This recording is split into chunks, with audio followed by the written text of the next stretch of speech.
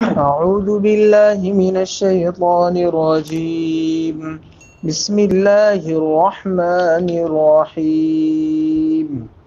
إذا زلزلت الأرض زلزالها وأخرجت الأرض أثقالها وقال الإنسان ما لها يومئذ تحدث أخبارها بأن ربك أوحى لها يومئذ يصدر الناس أشتاتا ليروا أعمالهم فمن يعمل مثقال ذرة خيرا يره ومن يعمل مثقال ذرة شرا يره. صدق اللہ العظیم. محترم بھائیو، دوستو، بزرگوں، جیسا کہ آپ سبھی حضرات جانتے ہیں کہ جو سورت ہمارے سامنے ابھی تلاوت کی گئی یہ سورہ زلزال ہے. مدنی سورت ہے. حضور اکرم صلی اللہ علیہ وسلم کے مدینہ ہجرت کر جانے کے بعد نازل ہوئی اور اس میں کل اللہ تعالیٰ نے 8 آیتیں ارشاد فرمائی ہیں. اس سے پہلے والی مجلس میں یہ بات گزر چکی کہ اس سورت کی فضیلت اتنی ہے. اللہ کے رسول صلی اللہ علیہ وسلم نے ایک روایت میں فرمایا کہ اس سورت کے پڑھنے کا ثواب اتنا ہے جتنا آدھا قرآن پڑھنے کا ثواب ہے. ایک آدمی ایک وقت میں آدھا قرآن نہیں پڑھ سکتا ہے، بہت محنت کا کام ہے، لیکن اگر صرف یہ سورت پڑھ لی تو اللہ کے رسول صلی اللہ علیہ وسلم نے ارشاد فرمایا کہ اللہ تعالیٰ اس کو آدھے قرآن کا ثواب عنایت فرماتے ہیں. تو یہ اتنی فضیلت والی صورت ہے. اس کی کل 8 آیتیں ہیں. اس میں تقریباً 5 آیتوں کی اور 6ٹھی آیت کی تفسیر ہو چکی تھی. اللہ تعالیٰ نے 6ٹھی آیت میں ارشاد فرمایا ہے یومئذ یصدر الناس اشتاتا لیروا اعمالهم، کہ اس دن اللہ تعالیٰ لوگوں کو گروہ در گروہ جماعتوں میں لوگ نکلیں گے اور میدان میں جمع ہوں گے. حشر کے میدان میں کیوں جمع ہوں گے؟ لیروا اعمالهم، تاکہ وہ اپنے اعمال دیکھیں. اپنے اعمال دیکھنے کا کیا مطلب ہے؟ ایک تو وہی جو سیدھا مطلب نظر آتا ہے کہ اللہ تعالیٰ ہر ایک کو اس کا نامہ اعمال اس کے ہاتھ میں دے دیں گے اور کہیں گے کہ اپنا نامہ اعمال خود کھول کر دیکھ لو. قرآن کریم میں ہے کہ اللہ تعالیٰ فرمائیں گے اقرأ کتابک کفا بنفسک اليوم علیک حسیبا، کہ اپنا چوپڑا، اپنا نامہ اعمال خود پڑھ لو. آج تمہارا حساب کرنے کے لیے فرشتوں کی ضرورت نہیں ہے، تم خود اپنا حساب کرنے کے لیے کافی ہو. تو ایک تو لیروا اعمالہم کا مطلب ہے کہ آدمی خود اپنا نامہ اعمال دیکھ لے، اپنا رجسٹر وہ خود دیکھ لیں. دوسرا لیروا اعمالہم کا مطلب یہ ہے کہ اللہ تعالیٰ یوں فرما رہے ہیں، جیسے ہم لوگ بولتے ہیں عام طور سے کہ جو تم نے کیا ہے نا اپنا اعمال دیکھو گے تم امتحان کے دن. اسٹوڈنٹ کو کہا جاتا ہے کہ اس کا ٹیچر کہتا ہے کہ سال بھر جو کیا ہے نا وہ امتحان کے دن دکھے گا تم کا، دیکھو گے تم لوگ. تو اس کا مطلب ہے کہ سال بھر جو کیا ہے اس کا بدلہ دیکھو گے، اس کا نتیجہ تمہیں رزلٹ میں ملے گا. تو اللہ یہاں جو فرما رہے لیروا اعمالہم کا مطلب یہ ہے کہ دنیا میں اللہ کے لیے یا اللہ کے خلاف جو کچھ کر کے آئے ہوں وہ سب چیزیں تم دیکھو گے. کہاں پر؟ حشر کے میدان میں. تو لیروا اعمالہم کے دونوں مطلب، ایک مطلب ہے کہ نامہ اعمال میں اپنے اعمال دیکھو گے، دوسرا مطلب ہے کہ اپنے اعمال کا بدلہ، اگر اچھا کیا ہے تو اس کی جزا اور اگر برا کیا ہے تو اس کی سزا، یہ تم قیامت کے دن دیکھ لوں گے. اس آیت میں اللہ نے یہ بھی فرمایا یومئذ یصدر الناس اشتاتا، کہ لوگ اپنی قبروں سے اٹھ اٹھ کر حشر کے میدان میں جمع ہوں گے. تو جب لوگ اپنی قبروں سے اٹھ کر حشر کے میدان میں جائیں گے تو اس وقت لوگوں کی کیا حالت ہوگی؟ اس کی مختلف حدیثوں میں اللہ کے رسول صلی اللہ علیہ وسلم نے اس کی کیفیت لکھی ہے. بعض روایتوں میں آتا ہے کہ لوگ سب ایک ساتھ سب ایک جیسے نہیں ہوں گے، ایک تو سب بکھرے ہوئے ہوں گے. یعنی ایسا نہیں ہے کہ اپنی اپنی فیملی کے ساتھ، جیسے آدمی گھومنے جاتا ہے تو اپنے اپنے گھر والوں کے ساتھ، اپنے دوستوں کے ساتھ، وہاں ایسا نہیں ہوگا. سب لوگ تتر بتر ہو گئے، الگ الگ بکھرے ہوئے ہوں گے. اور کوئی سواری پر سوار ہوگا جس نے اچھی زندگی گزاری ہوگی، کوئی پیدل چل رہا ہوگا اور بعض لوگوں کے متعلق روایتوں میں آتا ہے اللہ میری اور آپ کی حفاظت فرمائے کہ وہ سر کے بل گھسٹتے ہوئے میدان حشر کی طرف جائیں گے، سر کے بل چلیں گے۔ ایک روایت میں، بخاری شریف کی ایک روایت میں، ایک صحابی رضی اللہ عنہم نے حضور اکرم صلی اللہ علیہ وسلم سے عرض کیا کہ اللہ کے رسول، ہم لوگ تو پیروں سے چلتے ہیں، یہ آدمی قیامت کے دن سر کے بل کیسے چلے گا؟ قرآن کریم میں بھی اس کا تذکرہ ہے، یوم یحشر الناس، اس میں آگے جا کر اس آیت میں آتا ہے وجوہہم کا لفظ، کہ جب لوگ اپنے سر کے بل جمع کیے جائیں گے۔ تو اس صحابی نے پوچھا کہ اللہ کے رسول سر کے بل کیسے چلیں گے؟ تو اس موقع سے اللہ رب العزت نے جواب دیا کہ جو اللہ دنیا میں تم کو پیروں سے چلاتا ہے، وہ اللہ آخرت میں جس کے لیے چاہے گا اس کو سر کے بل چلائے گا۔ جسے ہم دیکھتے ہیں دنیا میں ہمارے لیے پیر ضروری ہے، سانپ کے رینگنے کے لیے، اس کے چلنے کے لیے پیر ضروری ہے، وہ بغیر پیر کے بھی چلتا ہے۔ تو اللہ کی اپنی طاقت اور قدرت ہے، وہ جس کو چاہیں جیسا چاہیں۔ تو بعض لوگوں کی یہ حالت ہوگی کہ وہ قیامت کے دن حشر کے میدان میں سر کے بل گھسٹتے ہوئے آ رہے ہوں گے۔ اللہ میری آپ کی اس سے حفاظت فرمائے۔ اس دن کیا حالات ہوں گے، کتنے خطرناک اور سخت ترین حالات ہوں گے، قرآن کریم میں اللہ تعالیٰ نے مختلف موقعوں سے اس کا تذکرہ کیا ہے، اور یہاں تک تذکرہ فرمایا ہے قرآن میں کہ اللہ تعالیٰ کا عرش لے کر اللہ کے جو فرشتے ہیں وہ عرش لے کر اتریں گے، جہنم کو 70,000 زنجیروں میں جھکڑ کر لایا جائے گا۔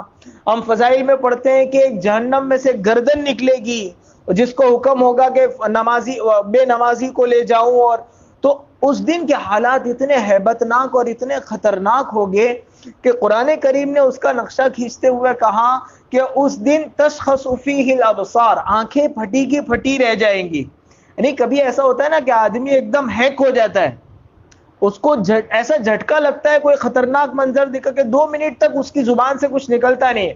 کبھی کار سے لوگ جاتے ہیں اور اچانک کبھی ایسا ہو جاتا ہے کہ ایکسیڈنٹ ہوتے ہوتے ذرا سا بچ گیا، تو 1-1.5 منٹ تک سب چپ رہتے ہیں، کوئی کچھ بولتا نہیں، اتنا دھچکا دل پر لگا ہوتا ہے کہ سب پر تھوڑی دیر کے لیے پھر کوئی بولتا ہے کار بچ گئے۔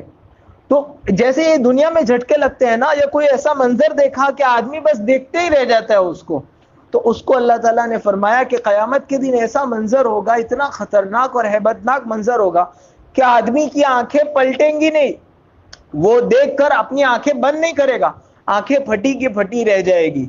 آدمی دیکھ کر، بعض روایتوں میں آتا ہے کہ کلیجے منہ کو، قرآن کریم میں ہے کہ ان کے کلیجے خالی ہو جائیں گے، دل میں کچھ نہیں بچے گا سوائے خوف اور گھبراہٹ کے، اتنا زیادہ وہ خطرناک منظر ہوگا۔ لوگوں کی کیا حالت ہوگی؟ اللہ نے قرآن پاک میں فرمایا کہ اس دن کما بدأنا اول خلق نعید، کہ ہم دوبارہ لوگوں کو پیدا کریں گے اسی طرح جس طرح ہم نے پہلے انسان کو پیدا کیا تھا۔ جب بچہ پیدا ہوتا ہے تو کیسے پیدا ہوتا ہے؟ کپڑے لے کر آتا ہے ماں کے پیٹ سے، برہنہ ننگا بے لباس پیدا ہوتا ہے۔ کل کو قیامت کے دن جب قبروں سے اٹھایا جائے گا تو بے لباس اٹھایا جائے گا، کسی کے جسم پر کوئی کپڑا نہیں ہوگا۔ حضرت عائشہ رضی اللہ عنہا نے جب یہ روایت سنی تو اللہ کے رسول صلی اللہ علیہ وسلم سے پوچھا، اللہ کے رسول شرم نہیں آوے گی؟ سب لوگ بے لباس ہوں گے، سب لوگ ننگے ہوں گے، تو شرم نہیں آوے گی؟ تو حضور اکرم صلی اللہ علیہ وسلم نے فرمایا کہ آدمی اس دن اپنے زندگی کا حساب دینے میں اور اس کے سلسلے میں اتنا ڈرا اور سہما ہوا ہوگا کہ وہ کسی چیز کی طرف دیکھنے کی اس کو فرصت نہیں ہوگی، آدمی کا دھیان ہی نہیں جائے۔ جیسے کبھی ایسا ہوتا ہے کہ کوئی ٹینشن آ جاتا ہے آدمی کو، کوئی خطرناک مسئلہ ہو گیا، کوئی حادثہ ہو گیا، تو گھر والے کہتے ہیں کہ کھاؤ کھاؤ، باوجود یہ کہ آدمی بہت کھاتا ہے، لیکن اس دن اس کو کھانے کی طرف رغبت نہیں ہوتی، اچھے سے اچھا کھانا لا لو وہ نہیں کھاتا ہے، کیونکہ دماغ پر کیا سوار ہے؟ ٹینشن سوار ہے، فکر سوار۔ اس دن ہر ایک کو کہ میں جنت میں جاؤں گا کہ جہنم میں جاؤں گا، ایسی فکر سوار ہوگی۔ حضور فرماتے ہیں کہ کسی کو کسی کی طرف دیکھنے کی بھی فرصت نہیں ہوگی۔ اسی طرح آدمی ماں کے پیٹ سے چپل لے کر پیدا ہوتا ہے، اللہ نے فرمایا قیامت کے دن جب اٹھیں گے تو سب ننگے پاؤں جائیں گے، حفاتن عوراتن غرلا، حدیث میں الفاظ آتے ہیں کہ ننگے پاؤں جائیں گے، ختنہ کیا ہوا نہیں ہوگا، اور ننگے بدن سب جائیں گے۔ بعض روایتوں میں آتا ہے کہ سب سے پہلے قیامت کے دن حضور اکرم صلی اللہ علیہ وسلم کے بعد سب سے پہلے جس کو کپڑے پہنائے جائیں گے، اس میں روایتوں میں نام آتا ہے حضرت ابراہیم علیہ السلام کو پہنائے جائیں گے، کیونکہ نمرود نے جب ان کو آگ میں ڈالا تھا تو ان کے کپڑے نکال دیے تھے. تو اس کے اعزاز میں اللہ تعالیٰ, یہ دنیا کا پہلا شخص ہے جس کو دین کے لیے ننگا کیا گیا, دین کی دعوت کے جرم میں جس کو ننگا کیا گیا, تو ان کی اس قربانی کی فضیلت یہ ہوگی. روایتوں میں آتا ہے اول من یکسا یوم القیامہ ابراہیم, کہ قیامت کے دن سب سے پہلے جس کو اللہ کی طرف سے کپڑے پہنائے جائیں گے وہ حضرت ابراہیم ہوں گے. تو اس دن سب لوگ جو ہے وہ ننگے ہوں گے, اور سب لوگ برہنہ پا جائیں گے, پیروں میں چپل نہیں ہوں گے, ختنہ نہیں ہوا ہوگا. تو جس طرح ایک بچہ پیدا ہوتا ہے اس کی جو فطری حالت ہوتی ہے, اسی حالت میں اپنی اپنی قبروں سے اٹھ کر لوگ دیوانہ وار بکھرے ہوئے تتر بتر حشر کے میدان کی طرف جائیں گے. حشر کے میدان کا کیا حال ہوگا, اس کی گرمی کا ہم روایتوں میں سنتے ہیں, اور بچے کو معلوم ہوتا ہے کہ اس دن قیامت کے دن سورج کتنا دور ہوگا, 1 میل. اب 1 میل کے 2 مطلب ہو سکتے ہیں, ایک تو جو ہم کلومیٹر والا میل لیتے ہیں وہ بھی مطلب ہو سکتا ہے. عربی زبان میں میل جو ہے وہ نیزہ کو, یا وہ جو سرما لگانے کی جو ڈنڈی ہوتی ہے نا, اس کو بھی کہتے ہیں.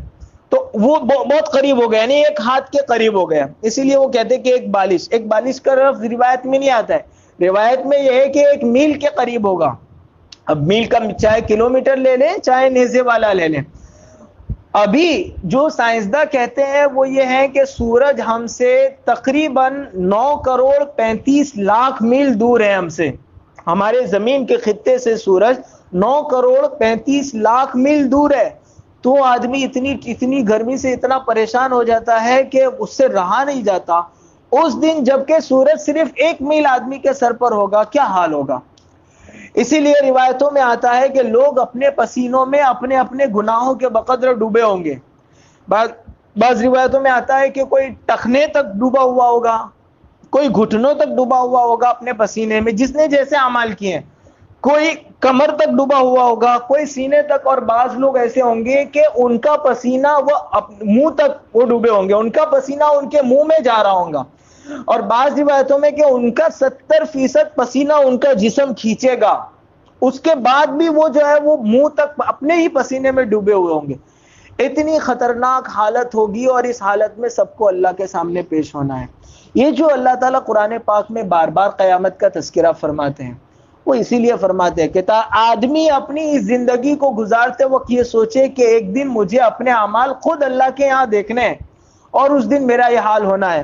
یومئذ یصدر الناس اشتاتا لیروا اعمالهم, یہ جو حال ہے کہ سب لوگ پسینے میں ڈوب, یہ اکثریت کا حال یہ ہوگا, عام لوگوں کا حال یہ ہوگا. لیکن اس کے برخلاف اللہ کے دوسرے بندے بھی ہیں جو اس دن اللہ کے یہاں عرش کے سائے میں بیٹھے ہوں گے.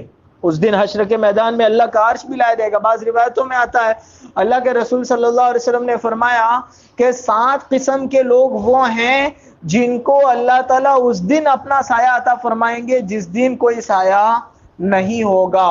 اور اس میں پھر اللہ تعالیٰ 7 قسم کے لوگ, یہ تو ایک ہی روایت میں ہے 7 قسم کے لوگ, اس میں یہ جو 7 قسم کے ہیں اس میں سے ایک وہ نوجوان بھی ہے, رجل نشأ فی شابتہ او کما قال علیہ الصلوۃ والسلام, وہ بندہ, وہ نوجوان جس کی جوانی اللہ کی عبادت میں اور اللہ کی اطاعت میں گزری.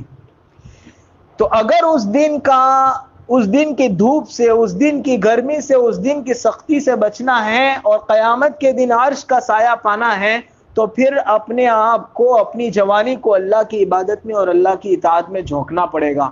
اس کے بغیر یہ چیز حاصل نہیں ہوگی.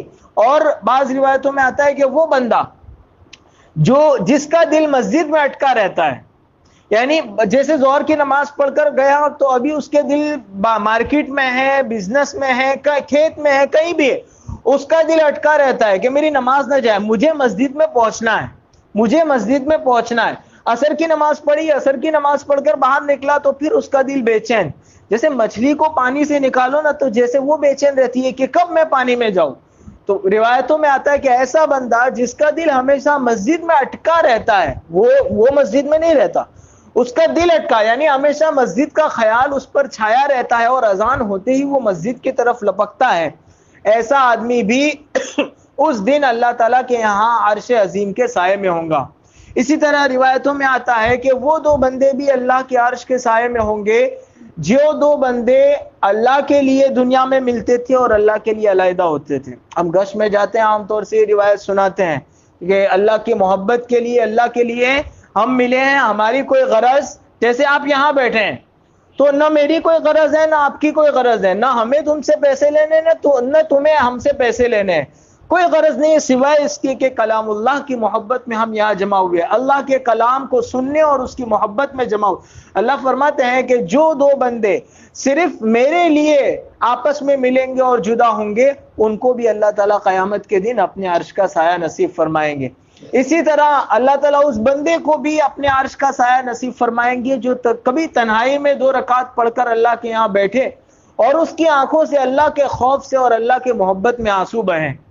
ایک تو ہوتا ہے مجمع میں دعا مانگتا ہے, اور ایسا ہوتا ہے کہ کبھی رات کو تنہائی میں آدمی 2 رکعت نماز پڑھے, مصلی بچھائے اور اللہ کے حضور گڑ گڑائے, تو یہ جو تنہائی میں اس کے آنسو نکلتے ہیں اس کی بہت قیمت ہے اللہ کے ہاں. اور یہ ایسی قیمت ہے کہ اس دن کی گرمی سے اور سختی سے اس کی حفاظت ہوگی اور اللہ تعالیٰ اس کو عرش کا سایہ نصیب فرمائیں گے. تو یہ ایسے لوگ ہیں جن کو قیامت کی سختیوں سے اللہ بچائے گا. بعض روایتوں میں یہ تو 7 تو ایک ہی حدیث میں آئے ہیں, اسی طرح ایک اور اس ساتھ میں ایک اور لفظ آتا ہے الامام العادل, انصاف کرنے والا حکمران, جو انصاف کے ساتھ. اب دیکھو حکمران کا ہم ایک تو مطلب یہ سمجھتے ہیں کہ جو ملک پر حکومت کرتا ہے, لیکن ہر آدمی اپنی نجی زندگی میں اپنی پرسنل لائف میں بھی وہ حاکم ہے. اتنا ہے کہ وہ 4 بندوں کا ہے, کوئی 2 بندوں کا ہے, کوئی اپنی فیملی کا ہے, کوئی اپنے گاؤں کا لیڈر ہے. تو جس کو جتنے لوگوں کی ذمہ داری ملی ہوئی ہے اس ذمہ داری کو اگر امانت داری کے ساتھ وہ ادا کرتا ہے, تو روایتوں میں علماء نے لکھا ہے کہ روایتوں میں جو لفظ آیا الامام العادل اس میں یہ بندہ بھی شامل ہوگا. یہاں تک کہ اگر کوئی ایسا آدمی ہے جس کے آس پاس کوئی نہیں ہے, اس کے محتاج کوئی نہیں ہے, تو اللہ نے اس کو جو آزادی ہے, آنکھیں, ہاتھ, کان, ناک, ان سب چیزوں کا اللہ کی عبادت میں صحیح استعمال کرے, تو یہ بھی ایک انصاف ہے کہ اپنے اعضاء کے ساتھ جو اللہ نے اس کو دیے تھے اس کا صحیح طریقے سے اس نے استعمال کیا, تو یہ بندہ بھی الامام العادل میں شامل ہوگا. اسی طرح اس کے علاوہ بھی اور لوگ بھی ہیں جن کو قیامت کے دن اللہ تعالیٰ اپنے عرش عظیم کا سایہ نصیب فرمائیں گے, اپنے نور کے منبروں پر بٹھائیں گے.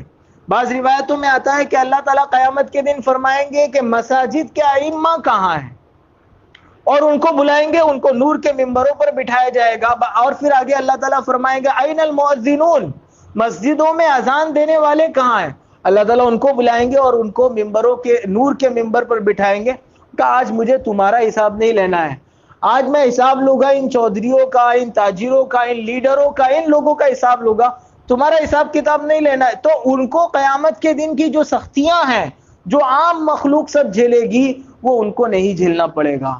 دنیا میں تھوڑی سی مشقت کے ساتھ زندگی گزارنی پڑتی ہے اور بہت سارے مصائب برداشت کرنے پڑتے ہیں, گھر کی اونچ نیچ برداشت کرنی پڑتی ہے, لیکن اللہ تعالیٰ اس دن ائمہ اور مؤذنین کو ایسا مقام عطا فرمائیں گے کہ سب دیکھنے والے رشک کریں گے. تو یہ قیامت کے دن کے 2 طبقے ہیں. ایک وہ ہے جو گرمی میں اتنا پریشان ہوگا کہ اپنے پسینوں میں ڈوبا ہوا ہوگا, اور دوسرا وہ ہے جن کو اللہ اپنے عرش اعظم کا سایہ نصیب فرمائیں گے. اب میری اور آپ کی ذمہ داری ہے کہ ہم اپنے آپ کے لیے اپنے گریبان میں منہ جھانک کر دیکھ لیں, اپنے گریبان میں جھانک کر کہ میں کس طبقے میں ہونا چاہتا ہوں. ان لوگوں میں ہونا چاہتا ہوں جن کو اللہ تعالیٰ اپنے عرش کا سایہ نصیب فرمائیں گے, تو میرا دل مسجد میں اٹکا رہنا چاہیے. میں اللہ کے لیے لوگوں سے محبت کرنے والا اور اللہ کے لیے جو ہے وہ میں جدا ہونے والا بنوں. میں ایسا بنوں کہ میری جوانی اللہ کی اطاعت اور عبادت میں گزرے, تو اس میں اپنے آپ کو شامل کر. یا پھر ایسے لوگوں میں شامل ہونا ہے کہ دنیا کی زندگی ایسے ہی اللہ کی نافرمانی میں گزاری اور قیامت کے دن اللہ کے یہاں سر کے بل گھسیٹ کر لایا جاوے. تو یہ قرآن کریم کا یہی پیغام ہے اس سورت کا کہ آدمی کس صف میں اپنے آپ کو شامل کرنا چاہتا ہے.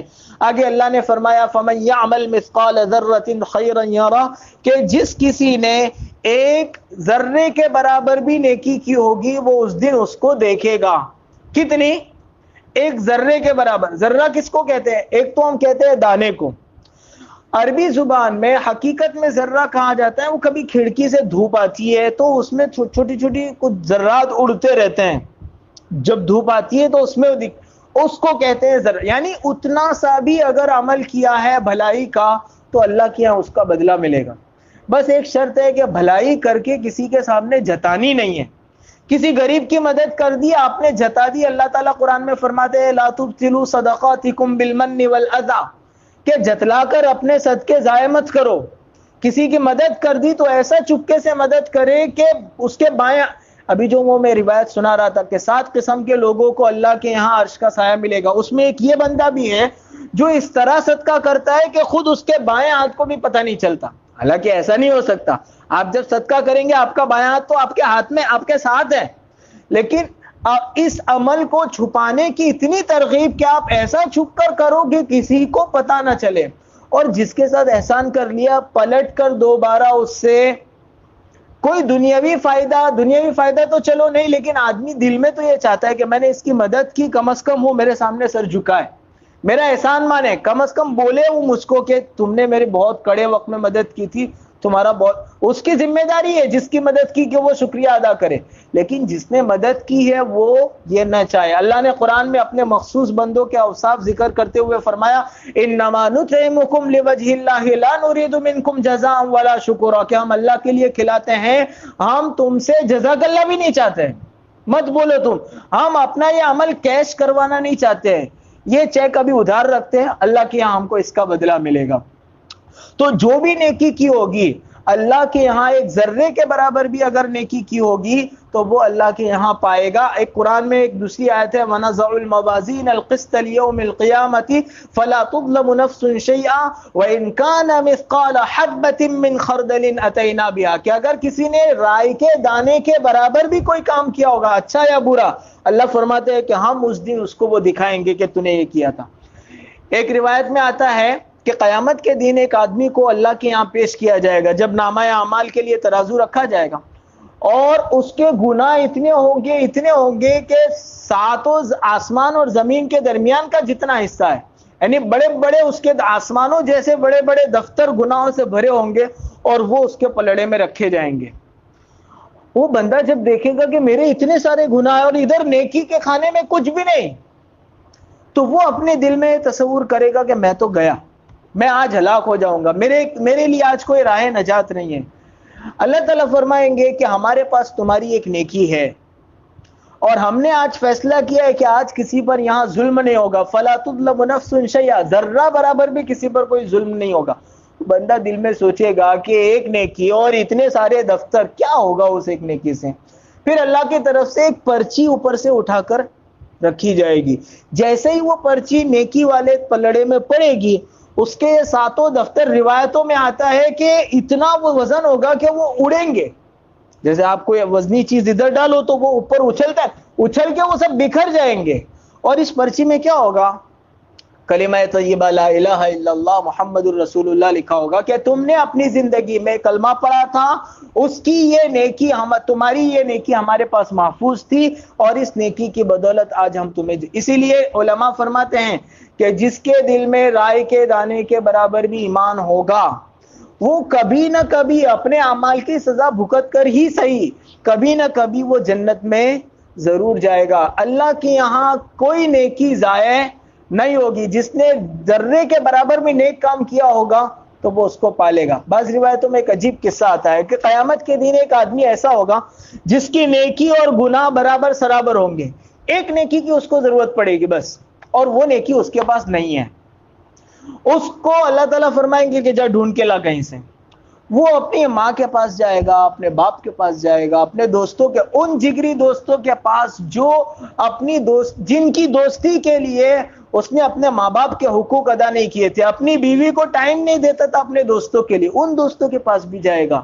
لیکن اس دن سب یہ کہیں گے وہ ہمارا اپنا مسئلہ حل نہیں ہوا, تیرے کو دے کر اپنے کو ہلاک تھوڑی ہونا ہے, ہمارا اپنا مسئلہ اٹکا پڑا ہے, ہمیں خود پتہ نہیں ہے کہ ہمارا کیا بننے کا, تو ہمیں تو اپنی فکر ہے. ماں کہیں گی کہ بہت قربانی دے دی دنیا میں تیرے لیے, اب نہیں ہوگا, یہاں تو میری اپنی آخرت کا مسئلہ ہے, تو کوئی ساتھ نہیں دے گا. بیوی جس کو کہتے ہیں رفیق حیات, زندگی کا ساتھی جس کو کہتے ہیں, وہ بھی نہیں دے. وہ مایوس ہو کر واپس آتا ہوگا تو راستے میں ایک آدمی ملے گا, اب بھائی کیا ہوا, بہت ٹینشن میں, کہا مجھ کو ایک نیکی کی ضرورت. وہ کہا لے جا میرے. تو وہ اس کے دل میں آیا کہ تو کیوں دے رکھا, تو لے جا, وہ لے جائے. اللہ تعالیٰ کو سب معلوم ہے کہ ایسا قصہ ہونے والا ہے. جب وہ آئے گا لے کر کتا تو اللہ تعالیٰ اس سے پوچھیں گے کہ بھائی تجھ کو کس نے آج نیکی دے دی؟ آج تو کوئی نہیں دیتا. کہا اس بندے کو بلاؤ جس نے دیا. اس کو بلایا. کہا تو نے کیوں دے دی؟ کہ اصل میں میرا معاملہ اس سے الٹا ہے.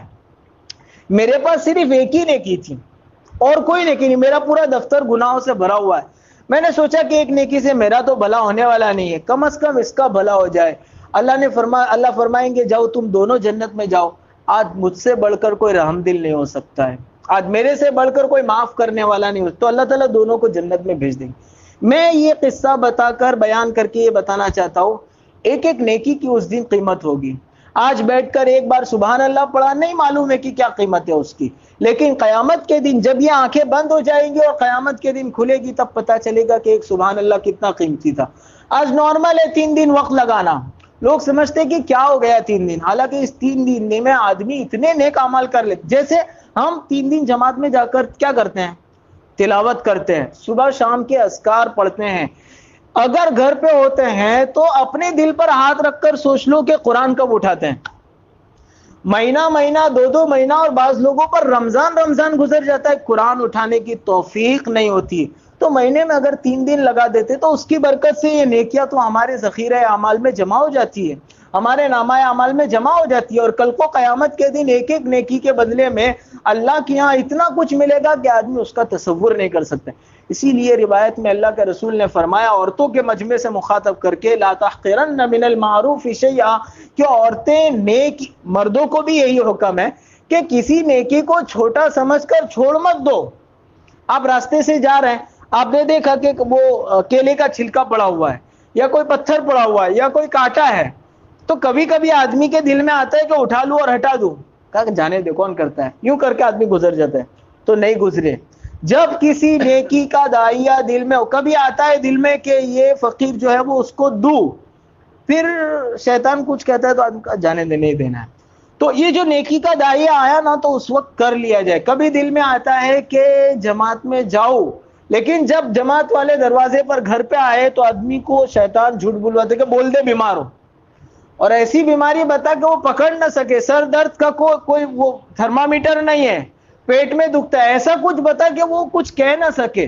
پکا تھا آدمی اندر سے, کوئی مسئلہ نہیں تھا, پکا تھا ایک دم اندر. آخری لمحے میں شیطان تھوڑا سا زور کر کے اس نیکی سے آدمی کو ہٹا دیتا ہے, اس نیکی سے آدمی کو ہٹا کر اس کو اس نیکی سے محروم کر دے. اس لیے حضور نے فرمایا کہ کسی نیکی کو معمولی مت سمجھو, اور علماء فرماتے کہ کسی نیک کام کو معمولی اور چھوٹا سمجھ کر مت چھوڑو. اسی طرح اس کے برعکس بھی ہے کہ کسی گناہ کو معمولی سمجھ کر مت لو. ایک بندہ ہے جس نے بلیو فلم سے توبہ کر لی کہ میں نہیں دیکھوں گا. ابھی کبھی ایسا ہوتا ہے کہ رات کو وہ یوٹیوب پر دیکھ رہا ہے, تو کبھی کچھ بلیو فلم نہیں ہے لیکن تھوڑی سی ننگی تصویر سامنے آ گئی تو اس کا کہ میں بلیو فلم تو نہیں دیکھوں گا, لیکن یہ 30 سیکنڈ کی ہے, اس کو دیکھ لینے میں کیا ہے, آدمی اس کو دبا لیتا ہے. یہ معمولی سمجھ کر کیا جانے والا گناہ قیامت کے دن اس کو ہلاک کرنے کے لیے کافی ہو جائے. اسی لیے ایک روایت میں آتا ہے کہ اللہ کے رسول صلی اللہ علیہ وسلم نے حضرت عائشہ کو مخاطب کر کے فرمایا کہ عائشہ کسی گناہ کو چھوٹا سمجھ کر مت کرنا, اللہ کے یہاں چھوٹے گناہ پر بھی پکڑ ہوگی. تو نہ کسی نیکی کو معمولی سمجھ کر چھوڑنا ہے اور نہ کسی گناہ کو چھوٹا سمجھ کر کرنا ہے. حکیم الامت حضرت تھانوی رحمۃ اللہ علیہ, اللہ ان کی قبر کو نور سے بھر دے, ایک آدمی ان کی خدمت میں آیا اور اس نے کہا کہ حضرت بد نظری یہ صغیرہ گناہ ہے کہ کبیرہ؟ ہماری شریعت میں 2 ٹائپ کے گناہ ہیں, ایک چھوٹے سمجھے جاتے ہیں اور ایک بڑے بڑے. ماں باپ کی نافرمانی, جھوٹ بولنا, شرک کرنا, یہ سب بڑے بڑے گناہ شمار ہوتے ہیں, اور کچھ گناہ وہ ہیں جو چھوٹے ہیں ان کو کہا جاتا ہے صغیرہ. تو اس آدمی نے آ کر پوچھا کہ حضرت بد نظری صغیرہ گناہ ہے کہ کبیرہ گناہ ہے؟ تو حضرت نے فرمایا کہ صغیرہ ہو کہ کبیرہ, کوئی آدمی چنگاری اپنے گھر میں لا کر کپڑوں کی بیگ میں اس لیے نہیں رکھ دیتا ہے کہ چھوٹی آ گئے, وہ چھوٹی دکھ رہی ہے لیکن آپ رکھو پھر وہ اپنا کمال دکھائے گی, وہ کیا کیا پورا گھر تباہ و برباد کر دے گی. تو جیسے ہم آگ کے انگارے میں فرق نہیں کرتے کہ انگارہ تو انگارہ ہے, بڑی آگ جیسے کپڑوں کو جلا دیتی ہے چھوٹا انگارہ بھی جلا دے گا, ایسے گناہ ہے. وہ بڑا ہو کہ چھوٹا ہو آدمی کے ایمان کو ضرور ختم کرنے کی کوشش کرتا ہے. آج وہ تو ہمارا دل چونکہ وہ گناہ کر کر کے کالا ہو گیا نا، تو سمجھ میں نہیں آتا کہ گناہ کرنے سے دل پر کیا اثرات پڑتے ہیں.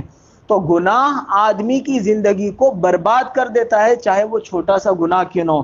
اسی لیے آگے اللہ نے فرمایا وَمَن يَعْمَلْ مِثْقَالَ ذَرَّةٍ شَرًّا يَرَهُ، کہ جس نے برائی کا کوئی چھوٹا سے چھوٹا بھی گناہ کیا ہوگا ذرے کے برابر، وہ بھی اس دن دیکھے گا.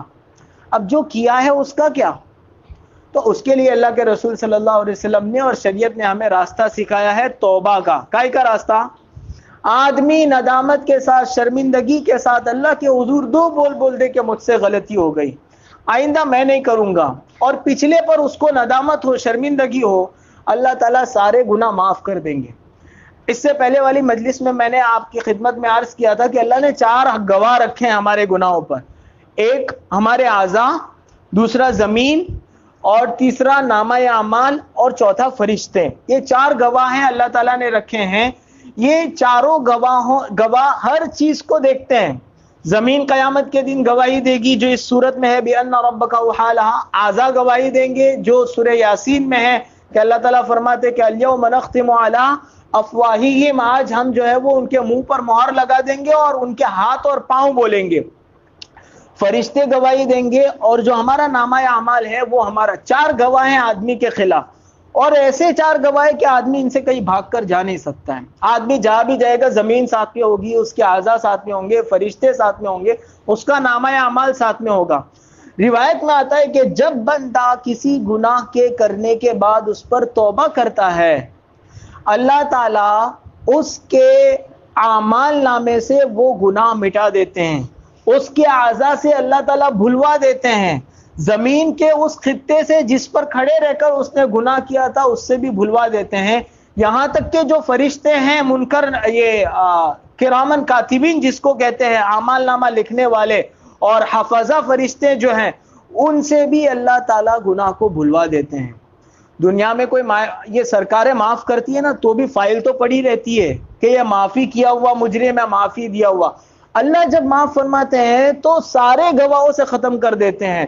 نہ فرشتوں کو محفوظ رہتا ہے، نہ انگلی کو محفوظ ہے، نہ زمین کو محفوظ ہے، اور نہ نامہ اعمال میں اس کا کوئی ذکر ہے. تو توبہ واحد ایک ایسی چیز ہے جو آدمی کے کیے ہوئے گناہوں کو ختم کر کے اس دن جب آدمی اپنے نامہ اعمال میں دیکھے گا تو وہ گناہ جس پر اس نے توبہ کر لی ہے اس کا کوئی ثبوت کوئی وہاں موجود نہیں ہوگا. تو اس عمل کو، اس توبہ والے عمل کو اختیار کرنا چاہیے. اور ایسا نہیں ہے کہ آدمی رمضان ٹو رمضان توبہ کرے. جب آدمی سے گناہ ہو جائے فوراً توبہ کر لے، پھر یہ دل میں شیطان خیال ڈالتا ہے کہ پھر واپس ہو جائے گا تو واپس توبہ کر لیں گے. جب شیطان یہ کہتا ہے کہ تیرے سے بار بار گناہ ہوتا ہے تو ہم اس کا مقابلہ کریں کہ ہم بار بار توبہ کریں گے.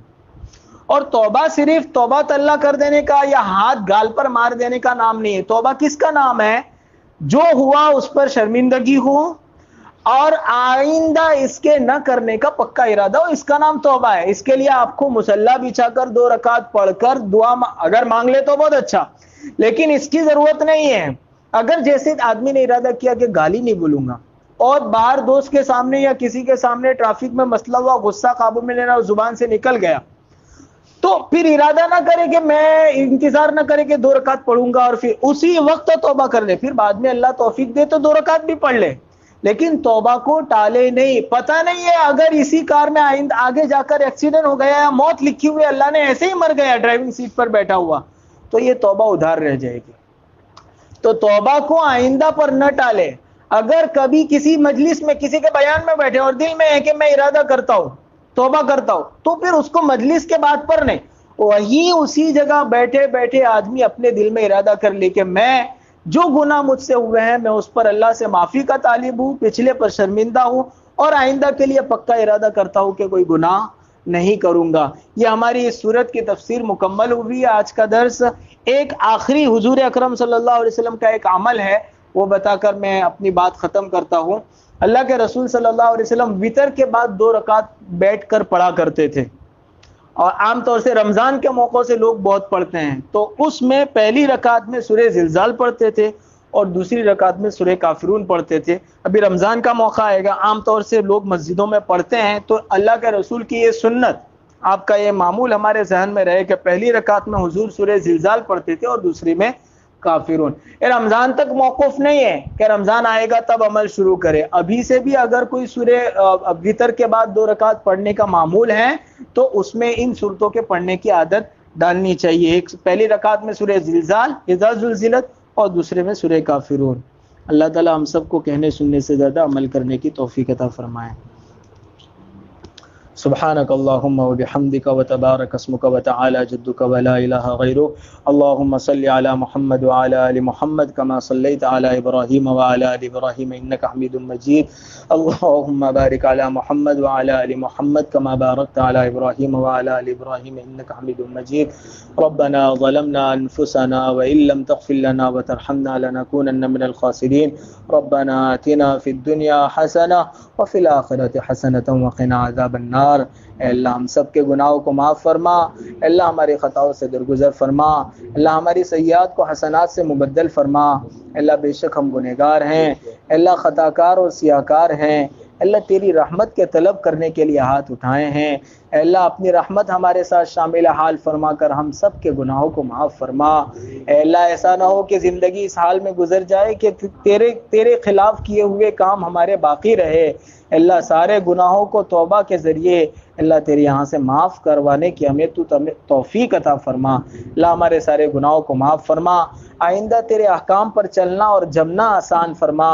اے اللہ تیرے راستے میں نکلنا اور ایک ایک نیکی کو قیمتی سمجھ کر اس کو کرنے کی توفیق عطا فرما، گناہ کو معمولی سمجھ کر کرنے سے حفاظت فرما۔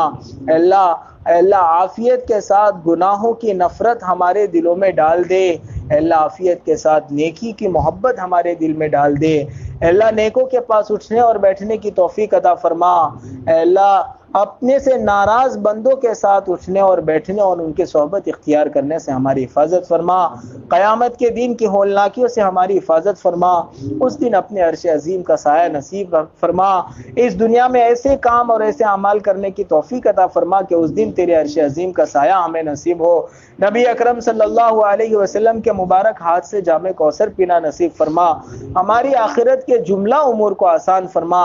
اللہ قیامت کے دن ہمارے گناہوں پر ستاری کا پردہ ڈالے رکھنا، اللہ جیسے اس دنیا میں آپ نے ستاری کا پردہ ڈالے رکھا ہے، اللہ اس دن بھی ستاری کا اللہ معاملہ فرمانا، اللہ اس دن جنت الفردوس میں دخول اولین نصیب فرما، اللہ اس دن جنت الفردوس میں دخول اولین نصیب فرما۔